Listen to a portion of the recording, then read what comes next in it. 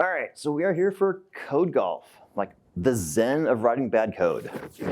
And first off, I want to thank our sponsors. Like without them, this wouldn't happen. So thank you, everyone that sponsored this event. And here we go. All right, so what is code golf? Like it's like a puzzle. It's like a puzzling approach to solving problems. And the idea is that we want to solve a problem like the fewest characters possible.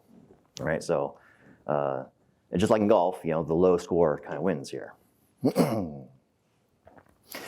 So why code golf, right? Like what I like about it is like a unique way to use like a skill that I already have.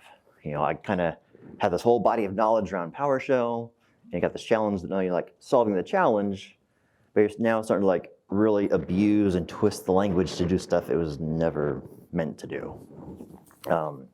And it really gets to exercise your creativity. Like you get to really think about things in very different ways than you'd ever look at them otherwise.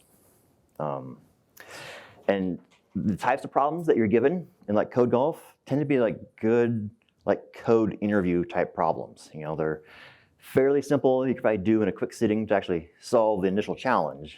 And then that's when all the work begins. So, and there is actually a website, code.golf, that supports PowerShell.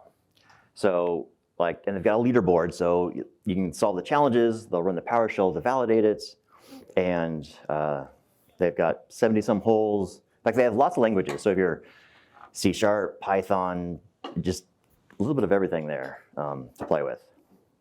And then leaderboard, I pulled it up just a little bit ago because I'm 17th now. At one point I was like 3 on the list, but it's been a while.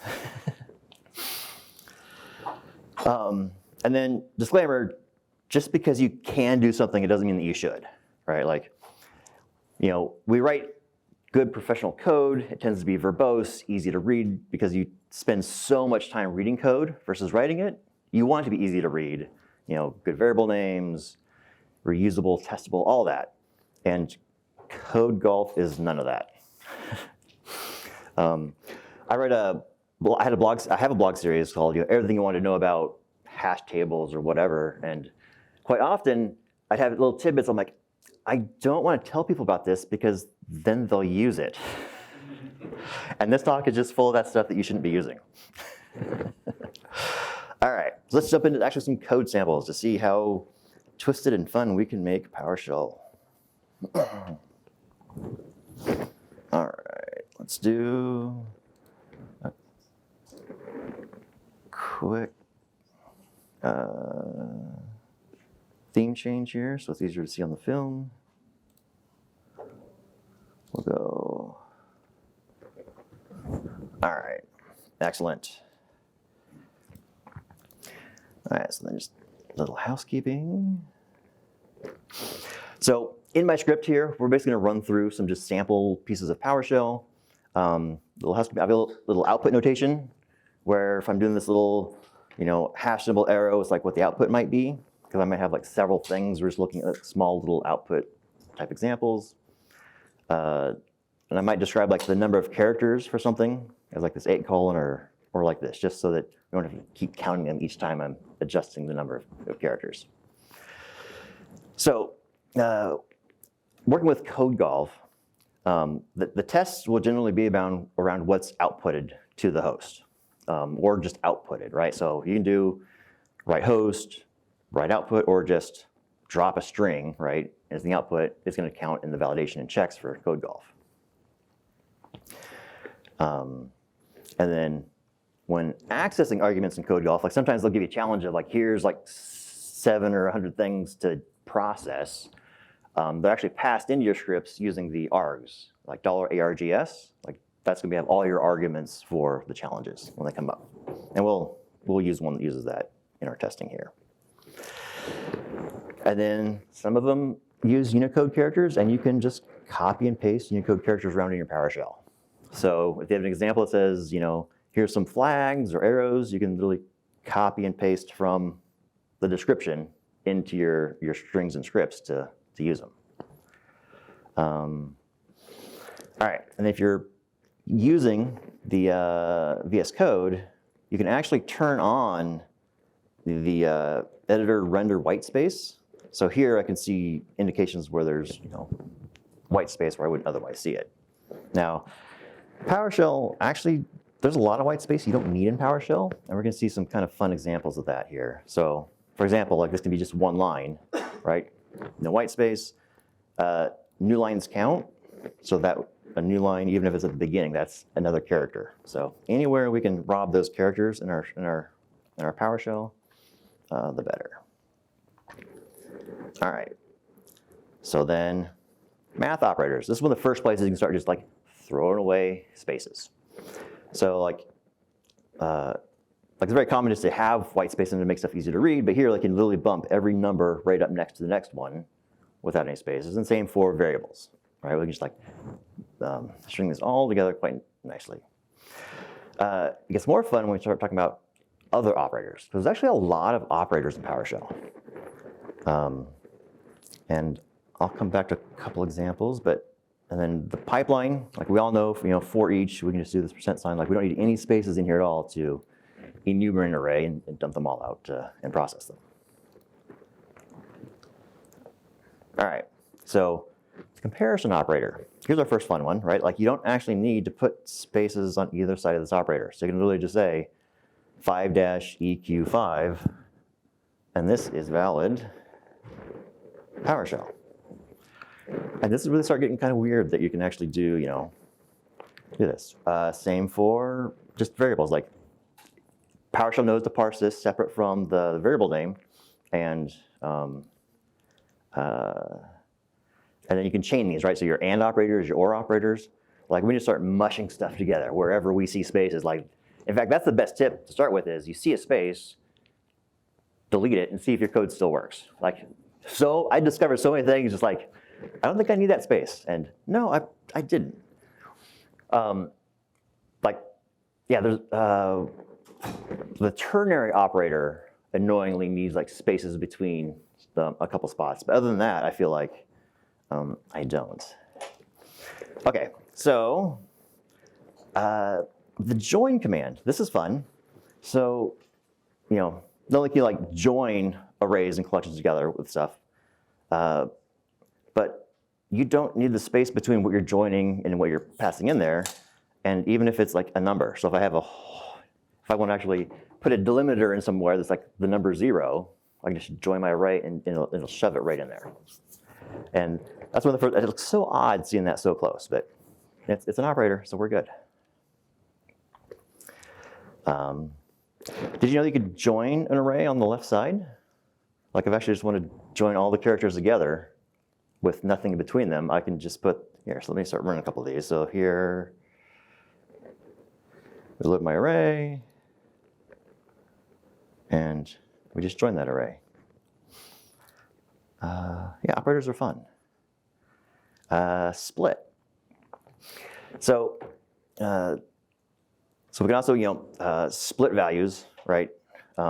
Anywhere, but yeah, again, so we could do it with the like the numbers in these places, and get this beautiful flow.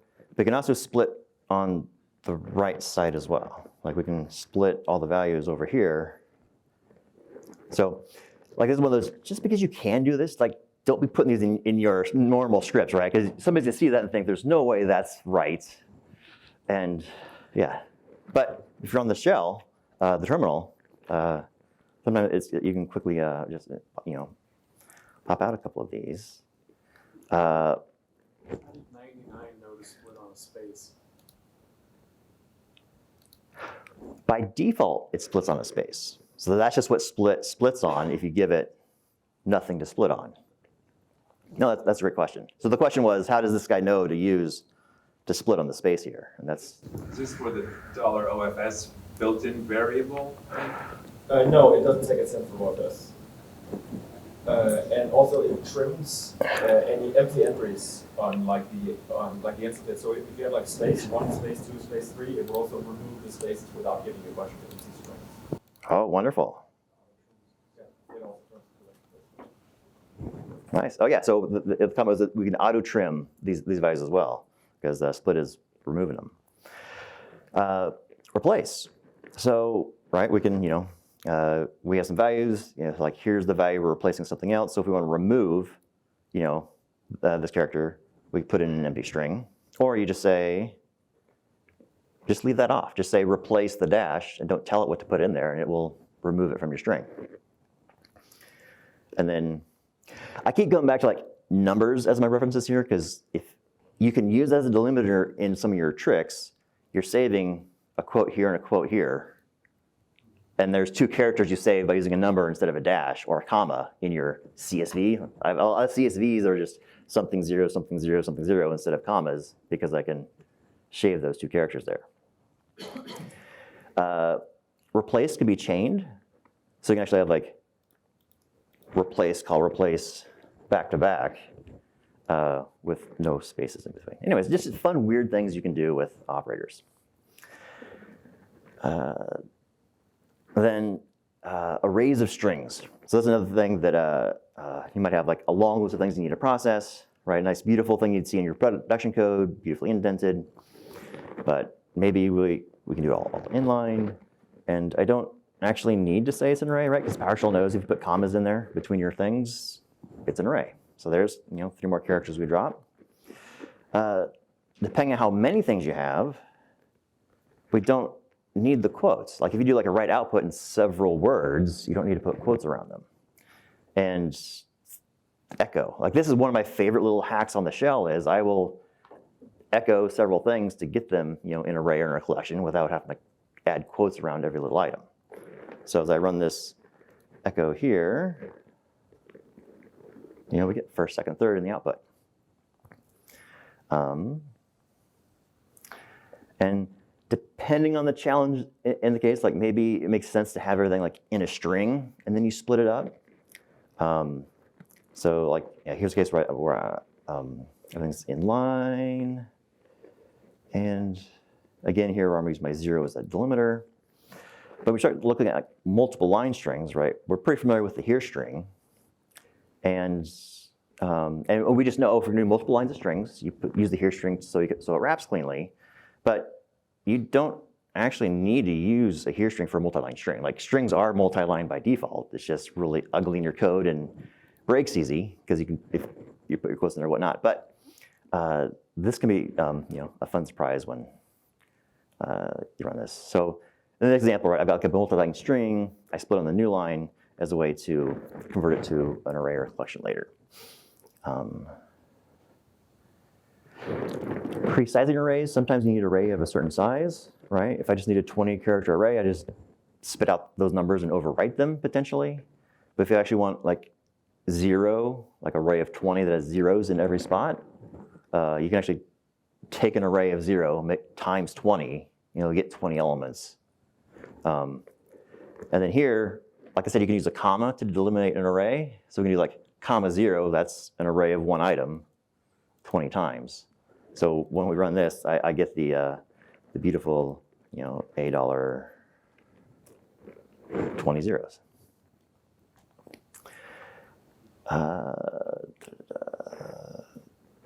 Deconstruction. So here's I didn't really use this much before I started doing the code golf, and I use it a lot in code golf, and I found uses otherwise. But so when we sign something on the right to the left, right, over the equal sign, we can actually have multiple targets on the left. So I can do variable 1, comma variable 2 equals 2 items in an array, and they'll both be assigned to one variable individually. So the A goes to the first, and the B goes to the second.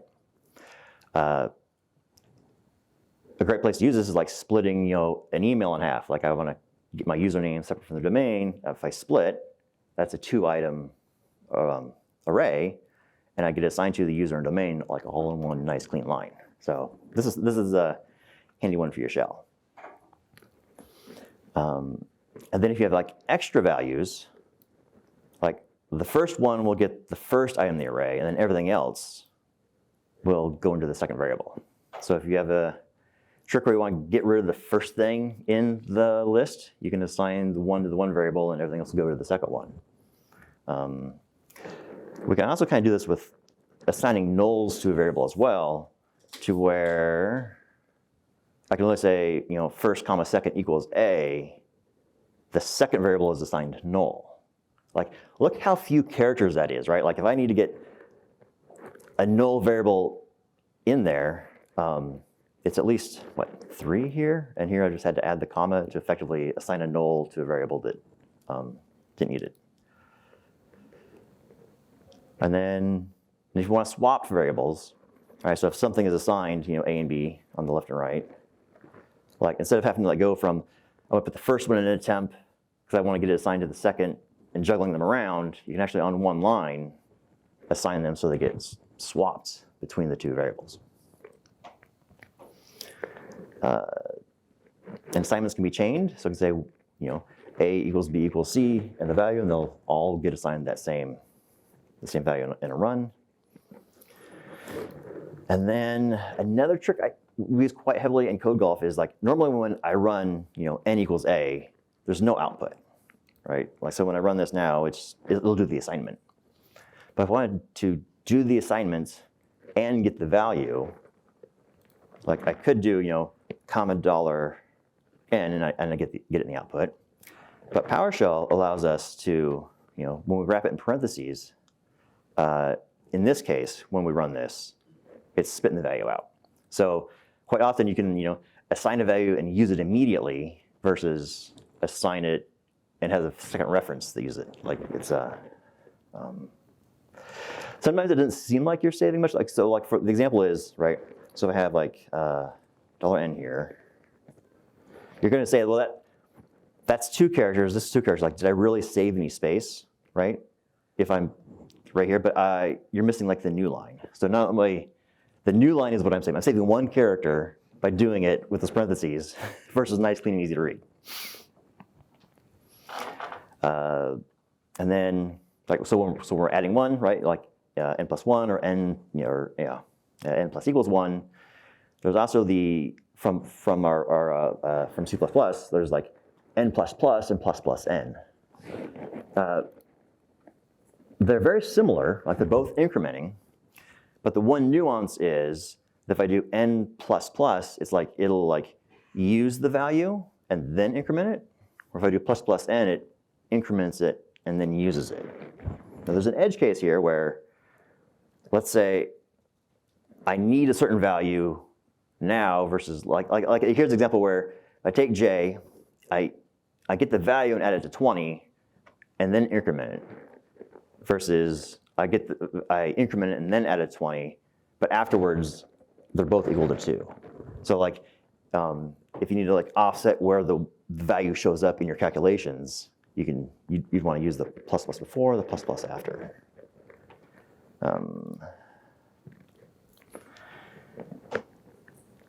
then if you want the value out, right, you could so in mathematical operations, you get the value and use it right away. But if you want to output it to the terminal, that's where you'd actually want to wrap it in the parentheses. All right. Yes? You actually don't have to set it to 0. You do $yap plus plus, you get 1. If it doesn't already exist. If it does, yeah, yap doesn't exist. Right. I don't exist. Okay, that's a great point. So if I have a different variable that I haven't used yet, let's do $m. That's not assigned. So the trick we're saying is, yeah, if we do $m plus plus, by running it now, and it's checking the value, I've got 1 in there now. So if I need to assign 1, and in the middle of an operation, you can do it with a plus plus m. So I'm trying to think if I had another place I could use that, but. And presumably then, starting from an empty variable, if you did plus plus $m, you would get the output straight away. So if I do plus plus $h,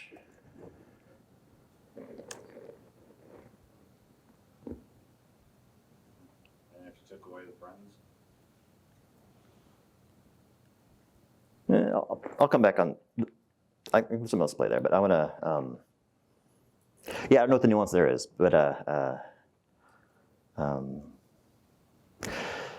to move on to iterations, because the for loop is beautiful to get in certain values in certain orders, but it's so long. And what's clever though is all of these are optional. So if you need like a forever loop, you need to literally just do 4 parentheses in your value, and it'll just run that forever. Like if you have no condition there to check, or initialization or incrementer, it's like forever, ever. Very similar, like as a comparison, like to the while one loop. All right, so trying to like shrink things down, we can do our for each tighter, right? We can try like the for each method, but that's still kind of long, and that's kind of when we end up falling down to the pipeline where, yeah, you literally create the do the enumeration and then pipe it, and now we're in like 12 characters.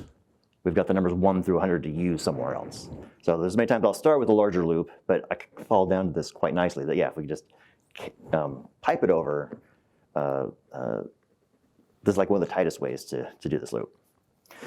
All right, I think I'm going to jump over to challenge here. So I've got one here where it's basically, we got the challenge where we're given the dates in year dash month dash day as a string, and the problem is give me the day of the week that is. So in the challenge itself on the site, so okay, and it's really easy to get the day of the week because there's actually a property for day of the week, right? Like, so we can do like for the formatter to string of this type that will actually give us this date, home, whatever, Tuesday. We do the format string, but it's still longer than just using day of the week, right? So here's a nice, reference. We can start using this and start whittling away at how do we get this down? Because by the time we're done here, we're shooting for 16 characters to take the process from the input and give us the day of the week for each of these. So to work the challenge, I'm using some input data just to help with the iteration and dev testing here. And because I'm testing in my VS Code, I'm actually using arg5 because args is an automatic variable. You can't assign anything to it in your session. So I'm using a different variable in my session, but I'll copy when I paste it into the site. I'll flip it over to the S so it runs validly. So pay no attention to the odd fives. All right, so here's a nice clean solution like you might see in something a little bit more professional, but just to prove the idea that, yeah, we can loop over everything and we get the Tuesday, Wednesday, Thursday, Friday in the output. So all right, so already at like 74 characters. We can whittle it down so we're a little bit more inline, right? So like I can't flip over here, but I'm casting the string, use this like accelerator of date time to actually convert it to a date time object. And that's what's giving me the day of the week property. And so that's kind of like how I'm starting down this path. Sometimes you'll go down one rabbit hole and kind of step back and say, all right, now that I'm stuck, is there a different way to do this? And we'll find a different way before we're done. Right? So all right, so we start whittling away. If we put everything on one line, right? So I'm at 46 characters, but I've got one long line here that does what we need to do. So here's our real starting point to shrink things. All right, so we're iterating. I could try like the for each method, like that's a little bit shorter. It's a little bit obscure, and we're not going to end up using it. But the process of trying something and seeing how it gets you to something else. But what this has given me is, right, for each, here's a script to run on the thing, which will output, we'll convert it and give me the day of the week. The for each method is kind of interesting in that if I break it down a little bit deeper, I can actually for each and give it the type accelerator to convert it, and I can just give it the string that's a property, and it'll output the string, or output that property. So this will give me all the days of the week, and a little bit redundant, but I could trim it down here and use this one for like 35 characters. So now, but as I'm thinking this, okay, so is there another way for me to get all of these arguments like as just an array of dates? All right, so why don't I just try casting the whole thing as an array of dates and get the day of the week off that? Beautiful, that works. Okay. So how can we whittle this down more? Well, for each object, right, we can use our alias to get it shorter. As what I want to get to is right here. So like here's a case where I know for each, the alias is very few character strokes, but we're at like 33 characters piping this and getting the property. And I'm like 29 right here, right? So I feel like I'm losing ground a little bit. But then I kind of remember that I don't actually need, I can actually just give it the string name of the property, and I will get that property off the objects that are passed over the pipe. So I don't actually need to wrap it in a script block. I can literally say a for each property name, and I get that property. So select expand property. No, just use a little for each loop here. And then the real magic is that you can use wildcards there. So it almost looks vulgar, but but it is, as long as it only matches one thing in the list. Because if I do, check my my arg50 get member, right? Like there's several things to choose from, and as long as I can find a pattern that will only find a single match. Oh, no, that's not my converted one. I think if I just do dates, I've got something in dates.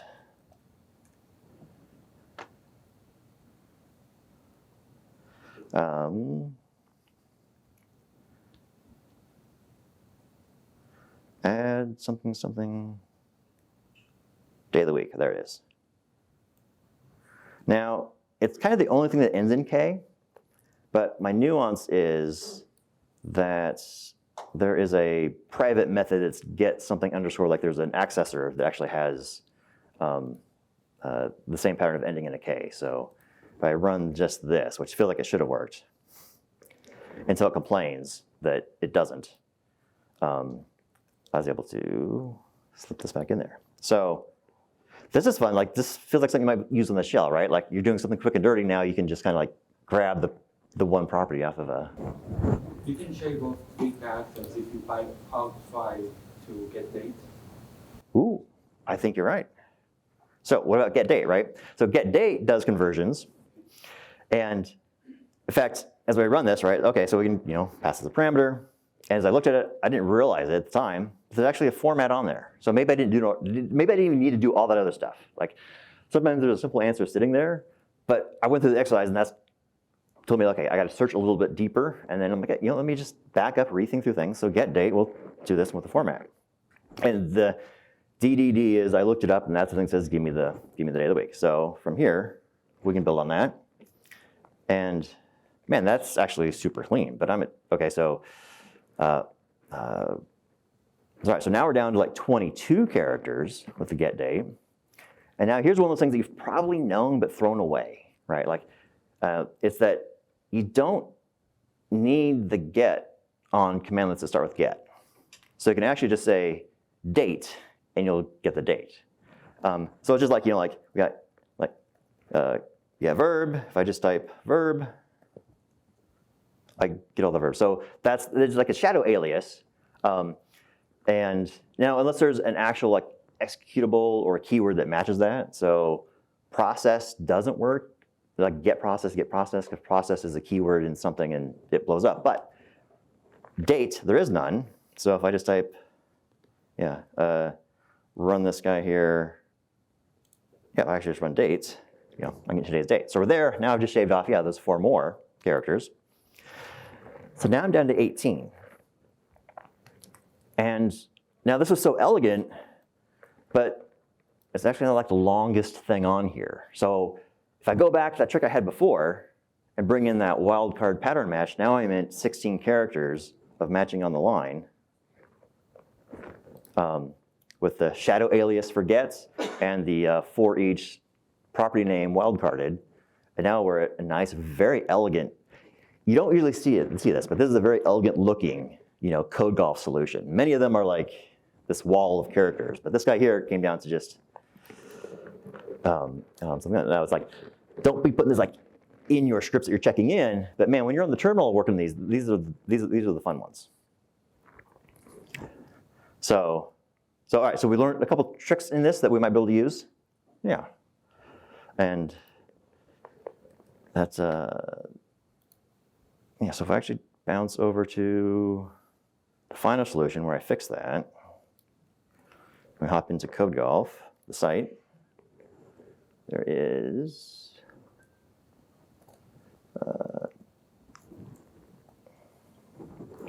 where is it? Oh, there it is.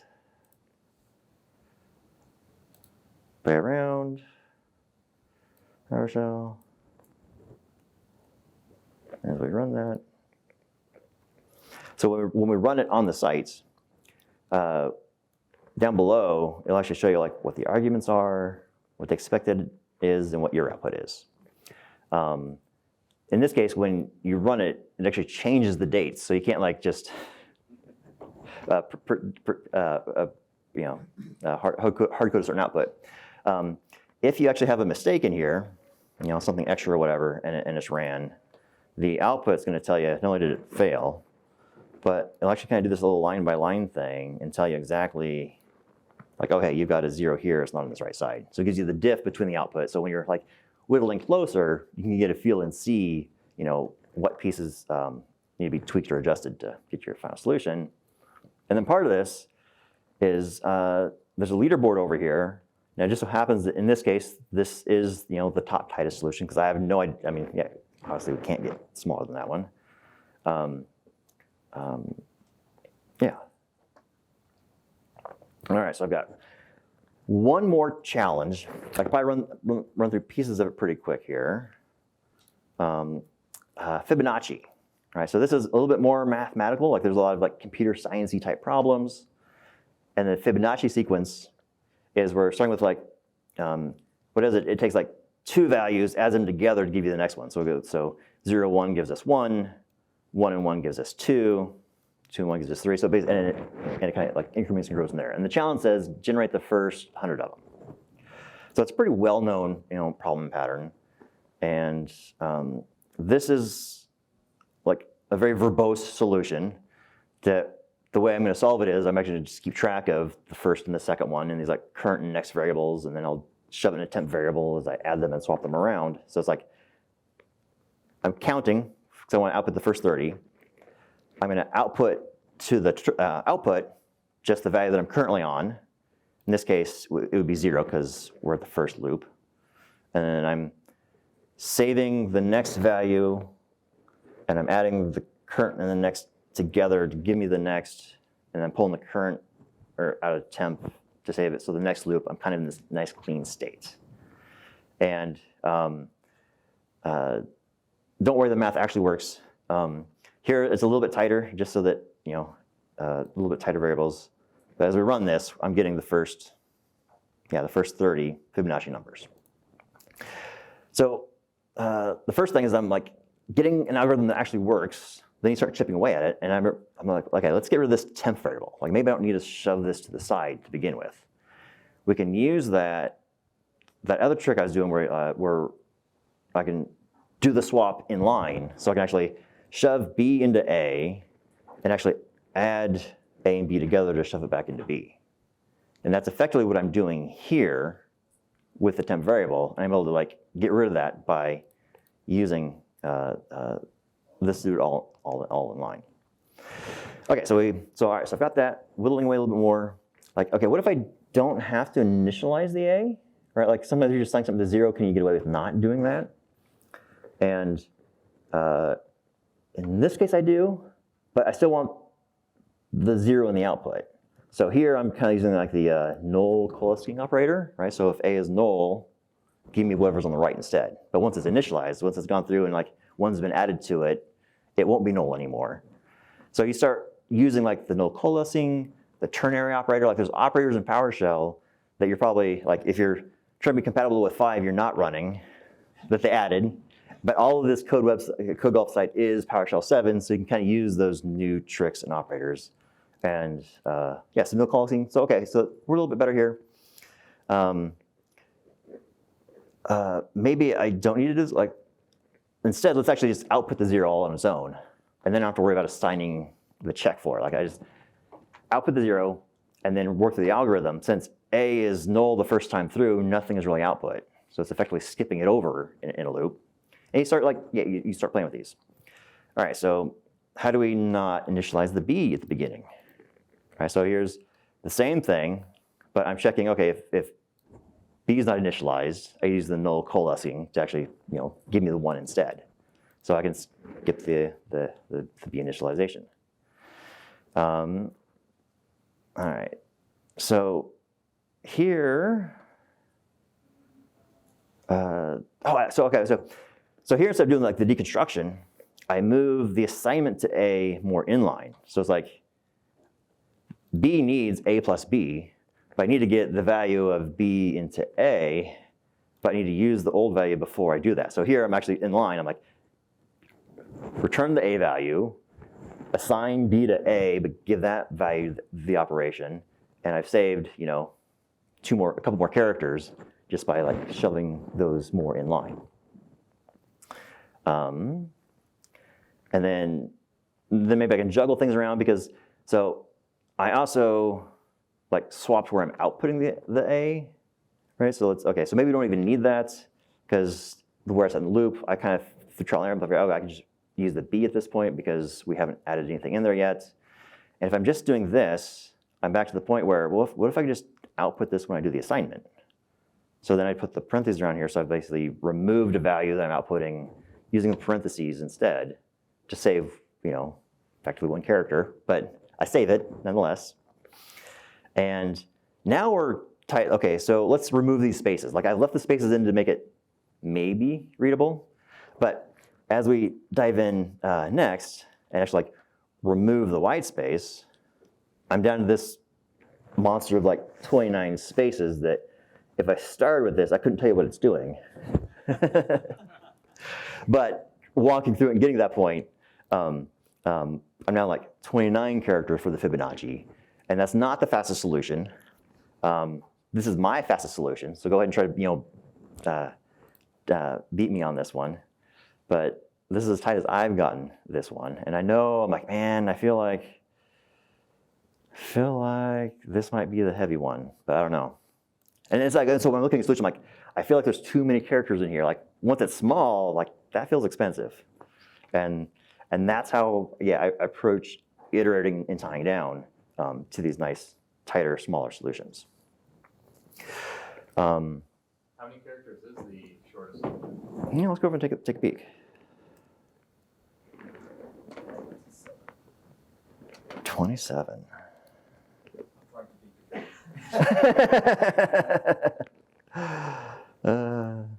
Fibonacci is right here.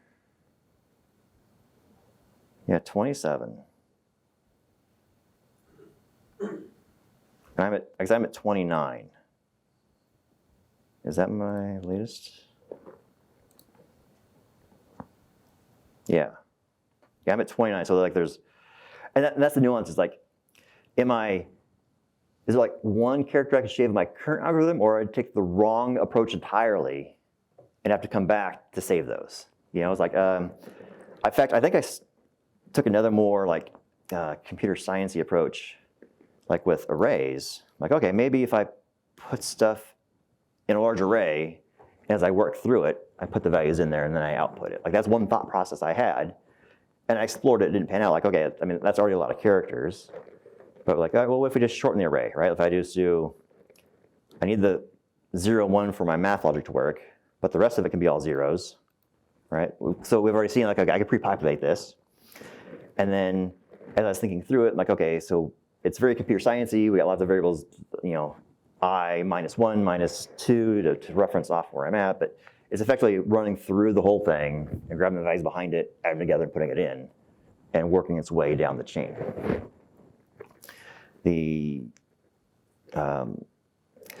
But then I realized, like, actually, I don't actually need to pre-build this array. Maybe I can just like as I'm running through it, grow it, like plus equals. Like, you don't use plus equals when you're going through loops because it's a memory hog and it slows down its performance hit, right? But I don't care in code golf. Like, I can be, as long as it doesn't time out on me, I can use the slow, ugly memory, abusing tricks as long as it still runs. I've had some problems that ran too. So there's a third way that's taught with Fibonacci is like recursive, where you got this function that you call to give me the last two values, that calls the function twice to give you the last two, that calls, like, there's a recursive way to do this, which is a way too many characters for me to squeeze in there. Like, you just writing the word function, I'm already off to the bad start, right? But even once you get to like just the 30 characters in, it's running too long for this challenge, and it kicks you out. So it's basically telling you, yeah, find a faster way. But then I thought, but my thought process, right? I don't need to pre-build the array. Maybe I just append it as I go, and we'll cheat and use this. As I'm looking at this more, I'm like, oh, you know what? Actually, this I-1 and I-2, like, that's silly. I could actually just do the reverse index, right? -1 and -2 tells me the last item, the second to last item. And as soon as I did that, you can realize, you know what? I don't need that I reference anymore. Like, before, it was important because the math was using it. And once I got rid of it, I could say, oh, now let's find a different way to do this loop. And we fall back into dropping the for loop down to something like this. So all of a sudden, as soon as I didn't need that one variable, I got to toss out that entire, the entire overhead piece of it.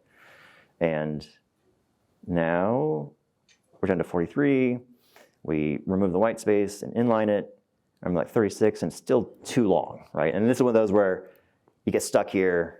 Like, all right, we got to back all the way up and find another approach to dive down and back into these challenges.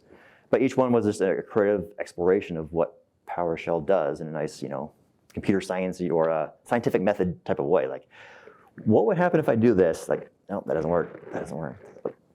I did not expect that to work. Like, that's where these things come in. Is like, I have to try that because it's too long, and then something kind of jumps out at you. So there's like a good preview peek into exploring these problems. Like kind of the how I whittled these down. And you're right. The day of the week, I definitely didn't think of get date until I'd gone through all the work with the date time accelerator. That's just the path my mind was on when I went there. And then I looked at it, I'm like, okay, now that's the expensive piece. And that just from it, I'm gonna take a little bit better look at get date. And sure enough, that's exactly what I needed. So excellent. I think that's it for my examples here. I suppose any feedback, questions? Yes. I didn't see any mention of like if statements versus switch statements. Do you have a preference at all, or maybe I guess I want to use one versus the other? Yeah, so switch is just too many characters. I mean, there's something you can almost start throwing out right away because I just know to do switch is long. Now, so we can get really ugly in code golf. I don't know if I have a quick example in my FizzBuzz. So this is almost that scenario, right? It's like if I have FizzBuzz is the adage where if it's, give me the numbers 1 through 100. If it's, multiple of 5, give me buzz. Multiple of 3, give me FizzBuzz if it's both. And I'm using lots of if clauses in here. And I think, let me jump, if I can find where I'm talking about it. There was an old school way of doing ternary operators. All right, so here I'm doing stuff outside the assignment. All right, so we have, like I said, okay, so we have the ternary operator in PowerShell 7. So I can get, my operators there. I had a whole story here. But there's an old way we used to do ternary, which was give me an array, and I'll index into that with my expression. And we can whittle it down. And so if I need true or false, that's one thing. And if I just need false, like I can flip it. But that's how we used to do ternary was we'd index in. Because if it's a short array, if false, so if I get my value to indicate 1 for fizz, or sorry, 0 for fizz, anything else 1, I'd get a null because, right, it's passing in the array. And I could index in. So basically, this becomes like an if false. So this thing, if my expression is false, I can get just the value. And I think I whittled it down to tighter. So there's, oh, I'm not even using the word if anymore. I'm doing expressions to pull out values. And this is a key part of my final solution when I got there on FizzBuzz. So this was the demo I ran through last year. So the whole thing is in my previous year's talk from start to finish. And we kind of explored all these fun type things. Excellent. Well, I think we are right at time. So here's my bio stuff, which most of you hopefully might recognize me from my blog. And then thank our sponsors again. And then the session reviews. Please make sure you're feeding those back, or you'll giving us this feedback. Like, I really appreciate the feedback from you. Like, even if you don't like it or you do like it, just knowing that you enjoyed the session, like, just reminds me, like, why I'm doing this, right? So yeah, give your session speakers their feedback. All right, thank you.